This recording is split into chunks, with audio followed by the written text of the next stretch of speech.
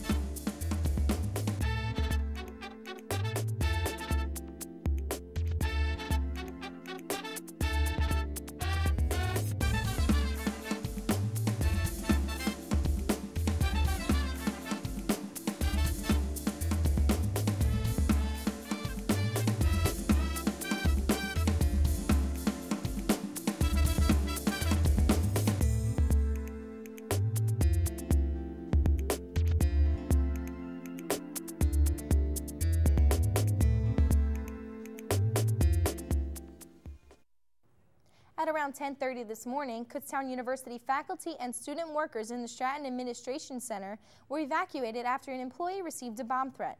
I sat down with University Relations Director Matt Santos earlier to find out more.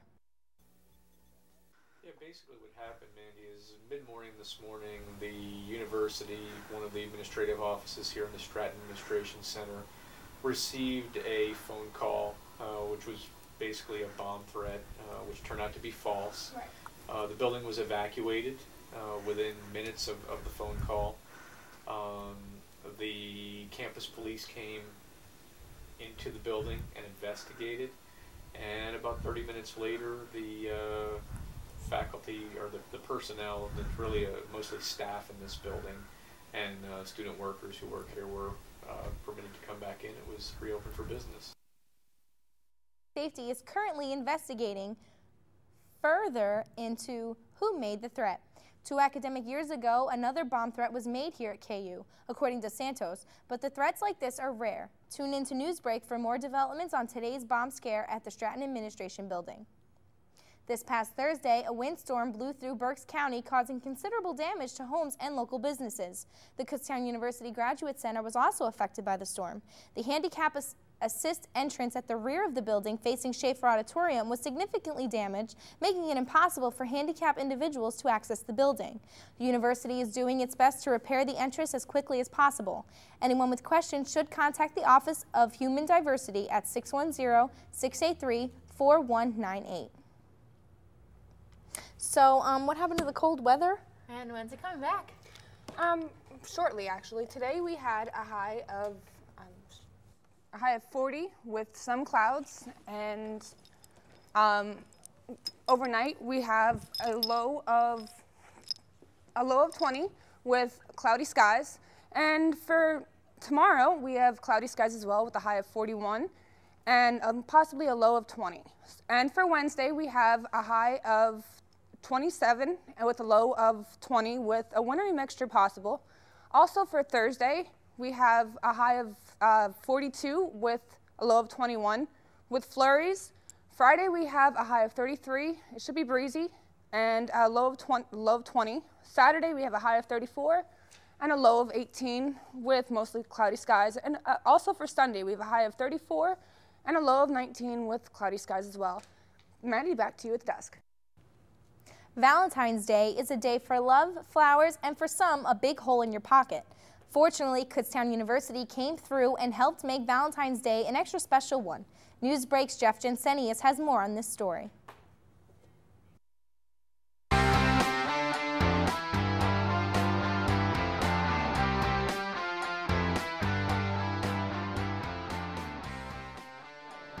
Hi, I'm currently here with Ronnie Nace. Now, Ronnie, how long have you been standing in this Build-A-Bear line?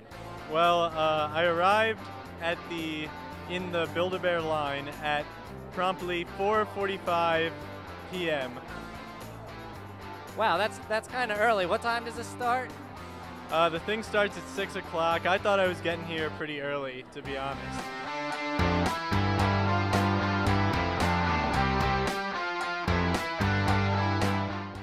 Don, how long have you been standing in this long line for Build-A-Bear? I have been standing in this line for 6 hours now.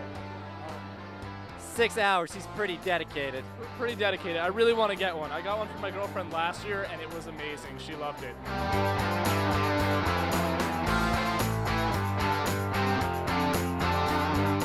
Now, Allie, we have a news director here, and his name is Alex, and he's a little lonely over the Valentine's Day, and we were wondering if maybe you could give your Build-A-Bear to him.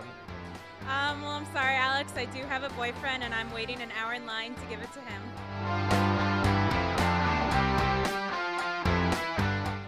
And what number are you, Ronnie? I am currently number 106 in line.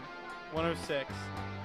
And you do realize if you lick your fingers and wipe that 06 off, you can advance to the front of the line because you'll be number 1. You know, Jeff, that's a pretty good point.